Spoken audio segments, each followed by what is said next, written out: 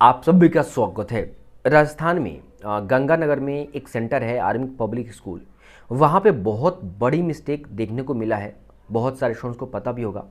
और ये जो मिस्टेक्स है ना, शायद मुझे लगता है कि इस मिस्टेक्स की भरपाई सभी को करना पड़ सकता है। डिटेल में बात करने वाले हैं क्यों मैं ऐसा बोल रहा हूँ कि एनटीए बार बार ऐसा मिस्टेक क्यों कर रहा है, और एनटीए अगर मिस्टेक नहीं कर रहा है तो मिस्टेक्स क्यों हो रहा है। चाहे सेंटर ही कर रहा है, स्टेट अथॉरिटी की वजह से ही हो रहा है, जो भी हो रहा है क्यों हो रहा है।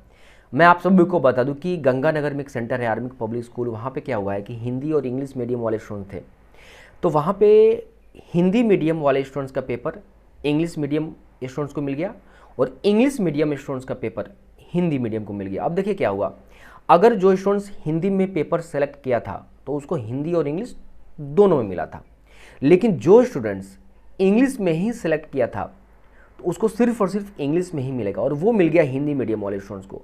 अब हिंदी मीडियम स्टूडेंट्स जो हैं वो इंग्लिश में पेपर कैसे करेंगे, और इतना बड़ा लापरवाही कि स्टूडेंट्स को बैठकर एग्ज़ाम को ख़त्म करना पड़ा। जब स्टूडेंट्स बाहर निकले तब ये सब खुलासा हुआ। अब इसके पॉइंट्स कुछ मैं आपको फैक्ट्स बताता हूँ। देखो, पेपर तो ऑल ओवर इंडिया में अगर स्टूडेंट्स सोच रहे हैं कि पेपर रीनीट होगा, पॉसिबल नहीं है, पर्टिकुलरली उसी सेंटर के स्टूडेंट्स को कराना पड़ेगा। अब देखिए इसमें क्यों इम्पैक्ट बाकी स्टूडेंट्स को पड़ सकता है। पेपर का जो लेवल अभी एग्जाम में था आपको पता है।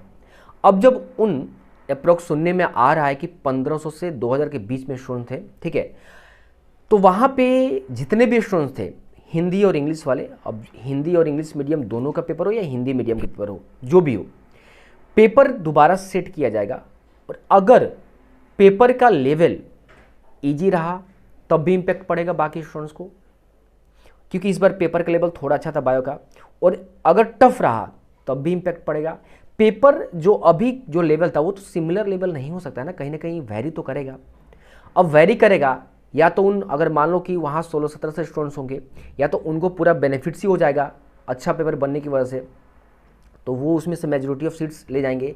या अगर पेपर डिफ़िकल्ट बन गया, मॉडरेट बन गया, जबकि ज़्यादातर देखा जाता है कि पेपर सेकेंड टाइम होता है तो मॉडरेट ही होता है, अधिकांश पेपर थोड़ा टफ लेवल का होता है, तो उनको नुकसान भी हो गया।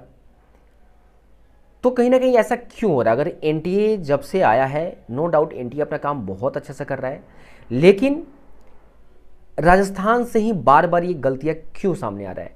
जब फर्स्ट टाइम जब पेपर लीक हुआ था, फर्स्ट टाइम, उस समय मैं आपको बता दूं कि राजस्थान से ही पेपर लीक हुआ था। उसके बाद हरियाणा बिहार से कनेक्शन बना, यूपी से बना। पिछली बार भी राजस्थान से ही स्टार्ट हुआ था पेपर लीक का, और वहीं से हुआ था। इस बार भी राजस्थान, तो राजस्थान में ऐसा है क्या, इस पे एनटीए कार्रवाई करे और एनटीए स्ट्रिक्ट हो कि ऐसा गलती बार बार ना हो। अब देखो बात बता दूं, रीनीट का बात है तो रीनीट तो ऑल ओवर इंडिया में नहीं होगा, उस सेंटर वाले स्टूडेंट्स को तो कराना ही पड़ेगा। अभी इससे और इम्पैक्ट पड़ेगा, थोड़ा रिजल्ट में डिले हो जाएगा, थोड़ा काउंसलिंग में डिले हो सकता है। आई बात समझ में ना, स्टूडेंट्स को और भी थोड़ा सा सब कुछ वेट करना पड़ जाएगा। पेपर दोबारा कंडक्ट 2 दिन 4 दिन तो होगा नहीं, हो सकता है कि 15 दिन का टाइम दिया जाए। ओबियसली स्टूडेंट्स माइंड जिस स्ट्रेस से गुजर रहे हैं उसको तो रिलैक्स मिलना चाहिए 15 दिन के लिए। तो ये सब बहुत सारी बातें हैं जो कि अब देखते हैं कि एनटीए का ऑफिशियल क्या स्टेटमेंट आता है, उसके बाद मैं आप सभी को बताऊंगा। और आप सभी टेंशन ना लो, मैं अभी इतना ही।